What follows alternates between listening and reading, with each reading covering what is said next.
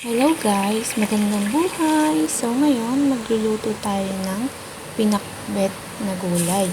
So pinakbet to para sa akin na. Siyempre, meron tayo iba't ibang klase ng pagluluto. So yan lang, lalagay mo bawang sibuyas, igigisa, lalagyan ng kamatis, at ilalagay mo ang sahog na hipon. Halo-halo lang. At ilalagay na natin ang kalabasa at kamote dahil sila yung medyo matigas para mabilis silang lumambot. So, yan. Malambot na sila. Lalagay na natin ngayon yung talong at okra.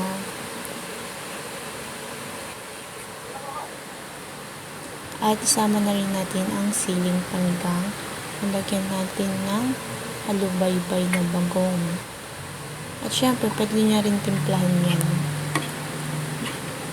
Depende sa panlasa ninyo. So, yan na siya. Luto na. Yum yum.